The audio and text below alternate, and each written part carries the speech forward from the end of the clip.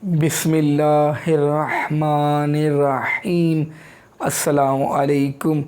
I am Professor Hassan and you are watching my channel Professor Hassan Hamaयूं. English grammar important rules आज हम discuss करेंगे जो PPSC, FPSC और केपीपीएससी के तमाम सब्जेक्ट्स के रिटन टेस्ट में बहुत अहमियत रखते हैं। आज का इम्पोर्टेंट लेक्चर स्टार्ट करने से पहले मैं आपसे रिक्वेस्ट करूंगा कि अगर अभी तक आपने मेरे चैनल को सब्सक्राइब नहीं किया तो अभी मेरे चैनल को सब्सक्राइब कर लें, लाइक और शेयर ज़रूर कीजिएगा और बेल आइकन को भी क्लिक कीजिएगा ताकि आपको मेरे नेक्स्ट इम्पॉर्टेंट लेक्चर्स की जो नोटिफिकेशंस हैं वो आपको मिलते रहें।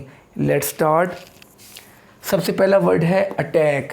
अटैक एक वर्ब है जिसका मतलब है हमला करना। For example, the lion attacked on the deer. जो इसमें गलती होती है, अक्सर लोग अटैक के बाद स्टूडेंट्स प्रेपोजिशन लगाते हैं। ऑन हो गया, अगेंस्ट हो गया, शेर ने हिरन पर हमला किया। डियर स्टूडेंट्स, याद रखिएगा, बहुत इंपॉर्टेंट पॉइंट है, अटैक के बाद कोई प्रेपोजिशन नहीं आती, यानी इसका करेक्ट होगा the lion attacked on the deer. The lion attacked the deer, on इसमें यूज़ नहीं होगा। और एक और मैं आपको जुमला बताता हूँ, he attacked against his enemy.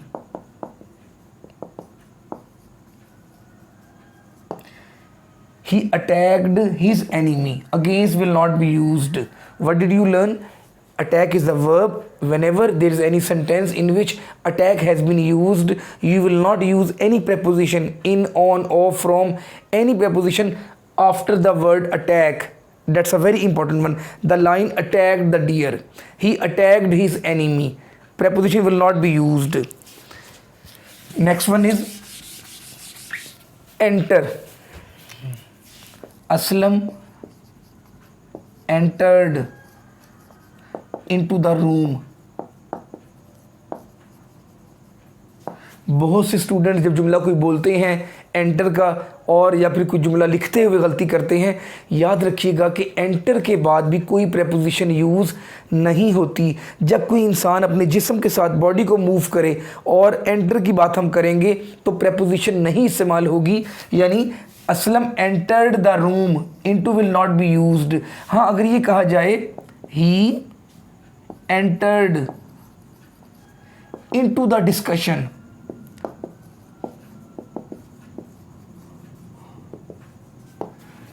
He entered into the debate, he entered into the conversation, जब अपने माइंड को कहीं पे एंटर किया जाएगा, जब अपने दिमाग को हम कहीं यूज़ करेंगे, अपने थॉट्स को कहीं यूज़ करेंगे, he entered into the debate, he entered into the conversation, then into will be used.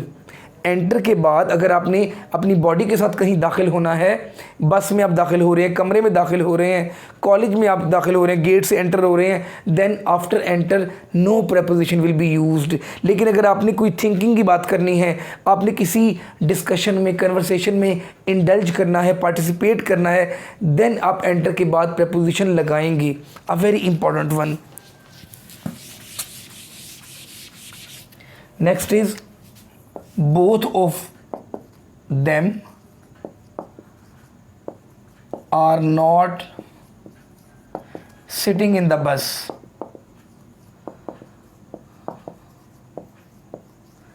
बहुत कीमती पॉइंट है, both of them, वो दोनों बस में नहीं बैठ रहे हैं। जब आपने कोई नेगेटिव जुमले की बात करनी है तो फिर बोथ का इस्तेमाल नहीं होगा, इसकी जगह नाइदर यूज होगा। Neither of them are not sitting in the bus. Both use होता है पॉजिटिव सेंस में, पॉजिटिव सेंटेंस में, when there is not use, there is no use of not. For example, both of them are sleeping. अब ये जुमला correct है, इसमें not का यूज़ नहीं है, वो दोनों सो रहे हैं। लेकिन अगर कोई नेगेटिव सेंटेंस होगा तो बोथ की जगह नाइदर यूज़ होगा। A very important one.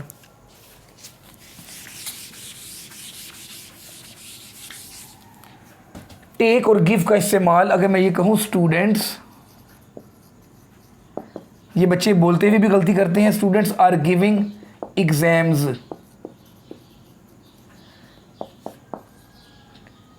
Teacher is taking exams. याद रखिएगा, जो बच्चे स्टूडेंट्स जो हैं जब पेपर देते हैं तो उनके लिए टेक का वर्ड यूज़ होता है। स्टूडेंट्स आर टेकिंग एग्जाम्स, और टीचर्स के लिए आता है teacher is giving exams, a very important one. Student के लिए ये कहा जा सकता है students are sitting in the examination hall, लेकिन जब आप पेपर देने की बात करेंगे, टेस्ट देने की बात करेंगे, तो स्टूडेंट्स के लिए कहा जाएगा students are taking the exams, और टीचर्स के लिए teachers are giving the exams. लेकिन हम उल्ट इसको इस्तेमाल करते हैं। ये करेक्शन बहुत इंपॉर्टेंट है पेपर के लिए।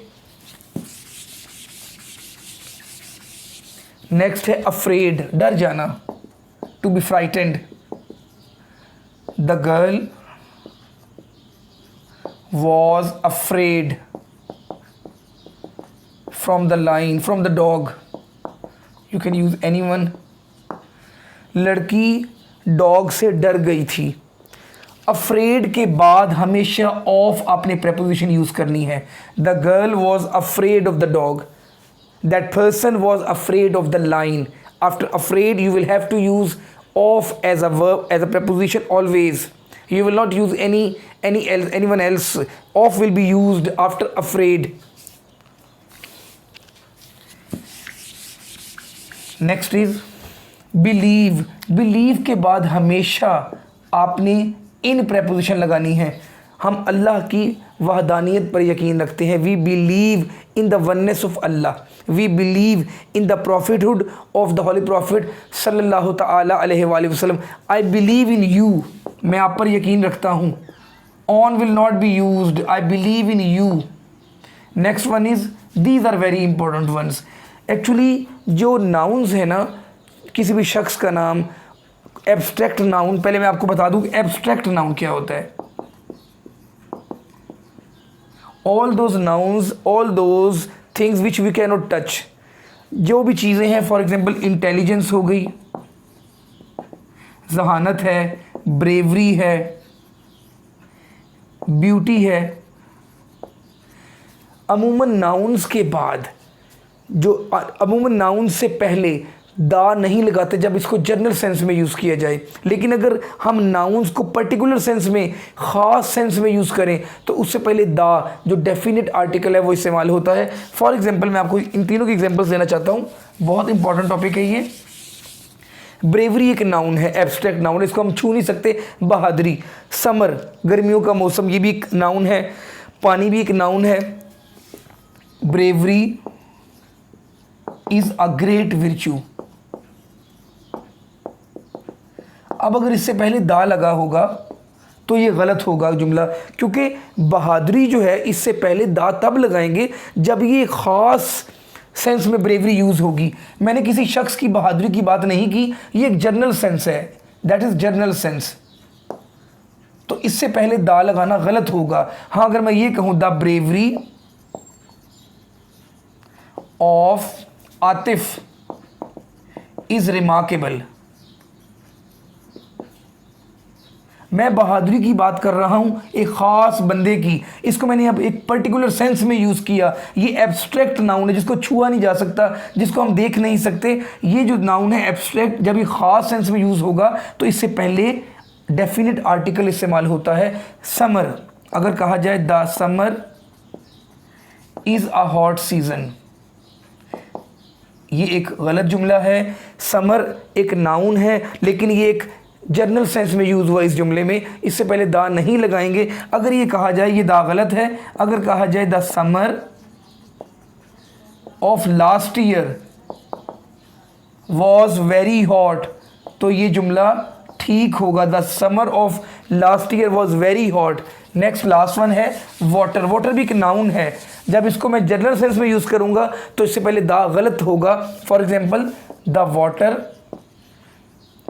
इज़ वेरी कोल्ड, यहाँ पर पानी को मैंने जनरल सेंस में यूज़ किया तो इससे पीछे दा की ज़रूरत नहीं है। लेकिन अगर कहा जाए द वाटर of kitchen